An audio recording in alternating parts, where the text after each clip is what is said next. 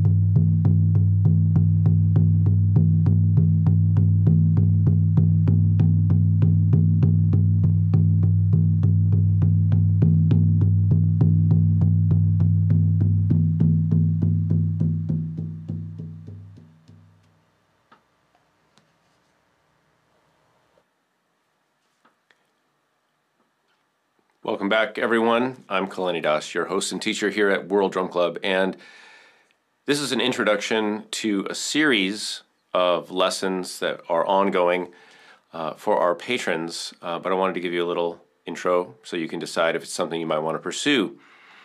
That's in the courses and classes tier at patreon.com. So in this video, I'm going to be showing you some samples of a few types of frame drums that are often associated with healing, with trance, with what some people call shamanism. The label is not the important thing, and I want to be really clear right off the bat, this is not a course in how to play the drum to heal people. What it is an introduction to some of the instruments and techniques and applications that are out in the world, and it would be a great starting point for anybody who's interested in playing the drum either for yourself exclusively, which is something that I do. Well, not exclusively, I play for myself, or for anyone who's interested in providing drumming music as a service for others. So those would be the two kind of main groups of people. So if it's for you, that's great. I would absolutely start there before you even think about playing for anyone else. But if playing for others and being of service is a goal of yours, then you're also in the right place. So I'm going to talk about the instruments, how I'm playing them, what they are, and just give you a little bit of an introduction. And then if that's, if that sounds like something you're interested in, you can meet me over at Patreon. So this drum is what we would call a Native American style drum. Some people call it a shaman drum, or a buffalo drum, or a hoop drum. Those are all words that you might hear people use. Now, this particular drum was made for me to order by a very talented artist, musician, craftsperson up in Canada. And you can see that the back has got leather. All of this leather, all the head and the handle are all made from the same piece. And that's a traditional style. There's also, I'm going to switch to the overhead so you can see, I don't know how well you can see down in there, but there's also, you can kind of see that there is something there. I don't know if you can see it clearly, but those are wood burnings down inside the drum. So there's some decoration, there's buffaloes and feathers, and there's a zebra, and there's, different totems and animals. So it's a beautiful drum. There's also this little satchel or package. I'm not sure what the word for that would be according to the drum maker, but you can see this little bit on the back there. And then, of course, there's the mallet, which is also a really important part of the instrument because it gives it the sound, but it also affects the way it's played, the weight of it, and the feel of it. And this has got a fuzzier leather covering, and it's actually quite light, but I like the shape of it. And as you heard in the example, it produces a very soft tone. Now this drum will change with the weather. It's an animal skin. If it's cooler and more humid, this will drop, and it can drop all the way down to where it's hardly producing a note. And then at the same time, I'm in Southern California, so if we have a hot, dry day, this will go way up. And I like that the drum has its own personality, and it doesn't necessarily stay the same all the time. It's got moods, just like all of us. So I like that, something different all the time. There's pros and cons to having drums with natural skin heads, and I've got an alternative to that I'm going to show you in a minute. But this type of drum used, it's associated with Native American culture. You can look that up. You can do your own research about that and figure out if that's appropriate for you or how you want to use the drum. I'm not making any claims about any traditional uses. I don't usually make claims when I play music or tell people what it's going to do for them or anything. When I play for people, it's just playing from the heart and playing what I think is appropriate based on my own experience, training, and the feedback I'm getting at the moment. But this would be a shaman drum, buffalo drum, Native American style hoop drum. And it's great for people, I think, that don't have a lot of drumming technique, that just want to enter into the world of drumming with something that's fairly easy to play. Also, this drum, very aesthetic, aesthetically beautiful, and traditionally made. Now, I'm going to show you something that is an alternative to this, and possibly something that would be more on the affordable side for those of you that are price sensitive about instruments, and that would be a drum like this. This is very dark. You could barely see it. Now this is a synthetic drum by Remo Company, and you can see that it follows some of the same design features as the traditional drum, but obviously we've got some rope here, we've got some plastic coating, synthetic shell, and a synthetic head. But I want to play it for you, and I'm going to switch over to the other mic so you can have an equal comparison, and then I'll be right back after the playing example.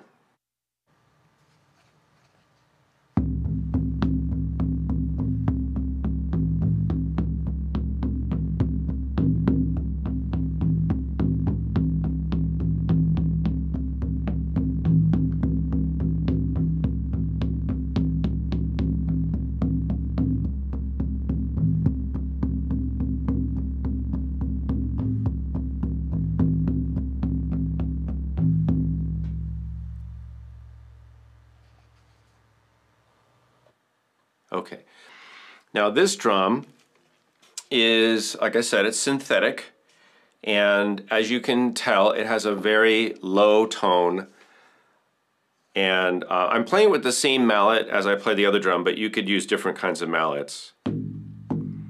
It's really resonant, and one of the things I like about this drum is that you feel the vibrations a lot. It's very kinesthetic. It has what we call a somatic effect, a body feeling effect. That the other drum does too, but this one even more so. It's fairly lightweight. This one, because it's synthetic, will not be affected, maybe a little if it's in direct sunlight, but it generally will not be affected by temperature and humidity. So if you're in a place that has a wide degree of change for temperature and humidity, or you just want something that's really consistent all the time, then this would be a good choice for you. It's also going to be more affordable because it's a factory-made drum rather than a handmade drum. Of course, it's going to be much more affordable if price matters to you. All right, so that would be another choice, similar in design and sound to the traditional Native American style drum. Now I've got one more drum I'm going to show you in this video, and I don't need the mallet because this drum I'm going to play with my hands.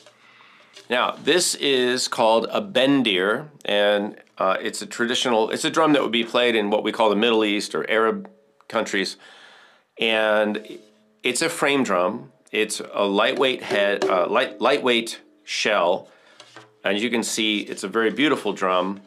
This is by Cooperman Fife and Drum Company, and it's got a beautiful lightweight shell, natural head, and it is non-tunable, but it does have a snare So you can see it there, I think. Let me go to the side camera. So you can see that there's, well, snares here if I touch them. And when I say snare, I mean strands of thread right here. And those produce an interesting sound. And you can turn these on and off. You can loosen them so you don't hear them. I'm going to leave them on right now. I want you to hear it. And if I turn it around this way, I think you can hear it even more clearly. So this drum has a buzzing sound. I'm going to play it for you in a second. But the buzzing sound is an accent. It accentuates the sound. It's an additional sound to the head. And just like the regular snare drum that you're probably all familiar with, there are lots of drums around the world that have a buzzing either from a string or sometimes from other objects that are attached to the drum, like jingles or other things. In fact, the tambourine is another example of a drum that has a kind of supplemental sound. So lots of those kinds of drums in the world. This drum might also be used in what we'd call ritualistic or trance-inducing music. And I'm not teaching that right now. I'm just showing you the instrument, but I'll give you a musical example just so you can hear what the drum sounds like. So I'm going to switch mics.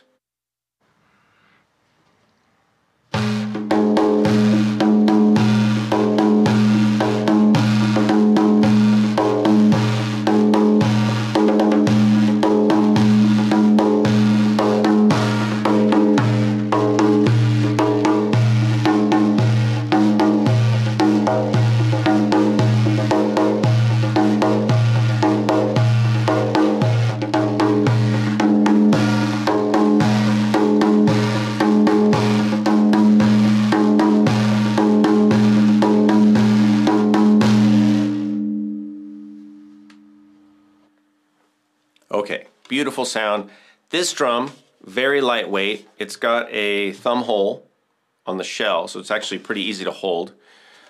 Different than the buffalo drum or shaman drum style.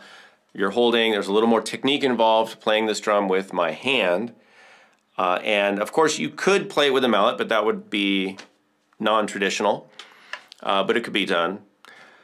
So what we're going to go over in the class about drumming and some of the traditions around the world is just, we're going to talk about the instruments, again, how to play them, some considerations for playing them, how you could use them in different settings and purposes and with different populations.